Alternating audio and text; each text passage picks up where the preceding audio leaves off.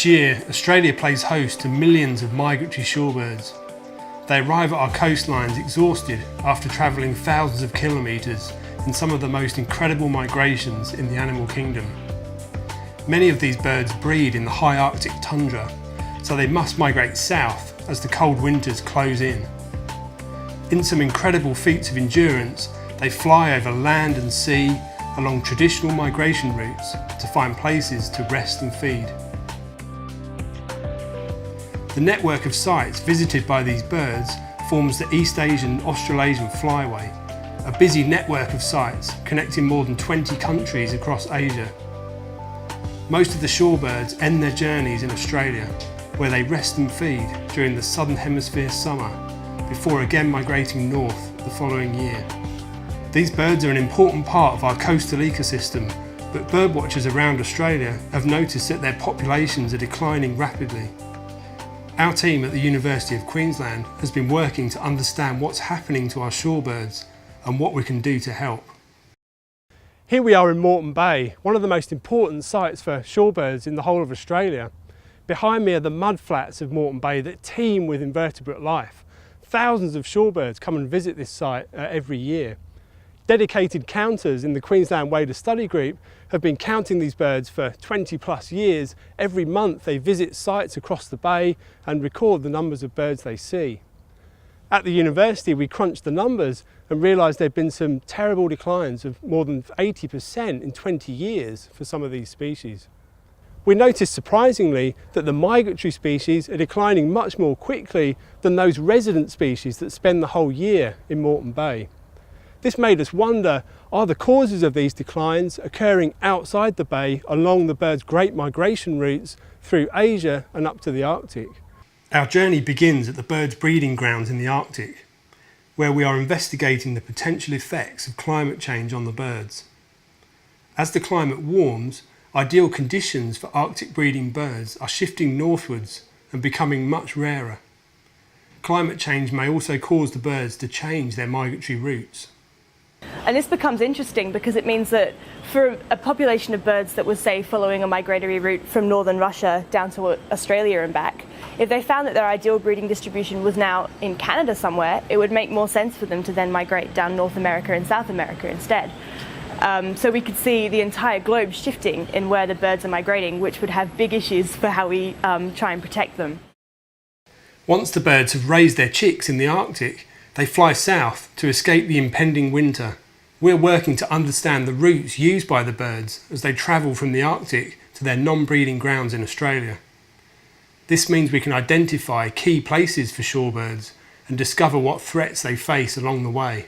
So much like cars, as they're going on a long journey of thousands of kilometres, you need to refuel. And shorebirds in the East Asian Australasian Flyway refuel in East Asia.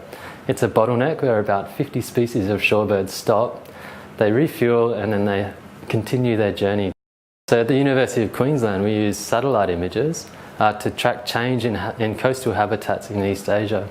And what we've found that in the last 50 years about 2/3 of the habitat that shorebirds previously used to make their migration has disappeared.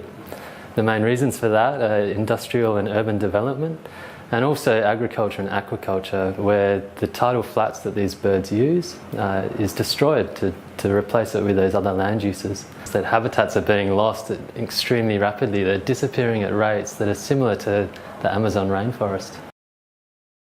After fueling up in East Asia, the birds make the last leg of their journey to Australia. When the birds finally arrive, they are exhausted, having lost much of their body weight.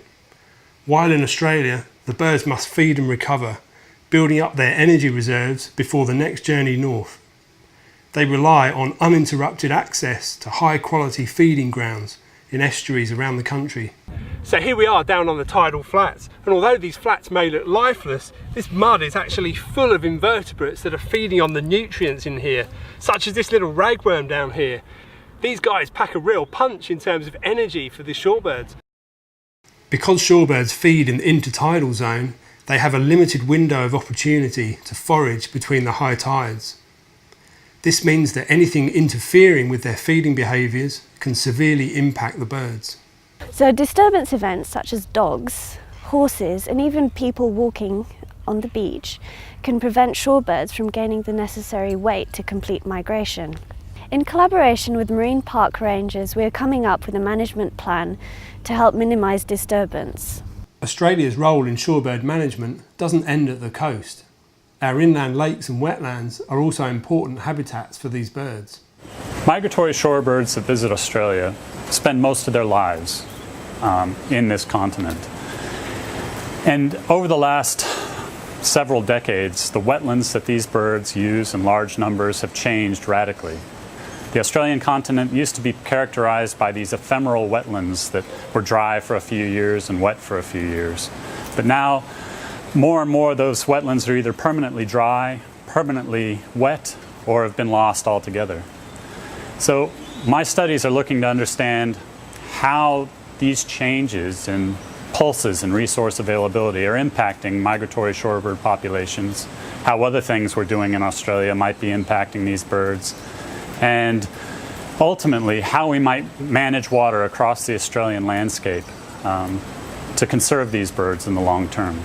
Shorebirds face threats all across their migratory flyway, and a coordinated approach is needed to conserve these iconic species and their amazing migrations. The results from our work are helping to inform decisions about coastal habitat management here in Australia and across the East Asian Australasian flyway.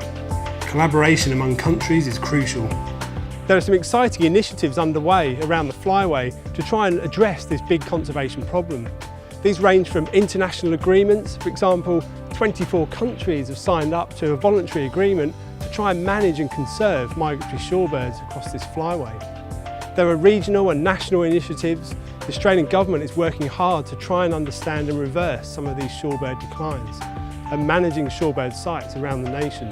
There are very local initiatives, local community groups right here in Moreton Bay that are trying to manage disturbance to the birds while they're here in Australia. So right from a local level, right through to international levels, there are things we can do to help these birds. Our migratory shorebirds need effective protection of their remaining habitats and places where they can rest and feed away from hunting and disturbance. We can all play a part in giving these birds some space along our crowded coastlines. So next time you're out on the tidal flats, take a moment to think about these amazing birds and the incredible journeys that they undertake.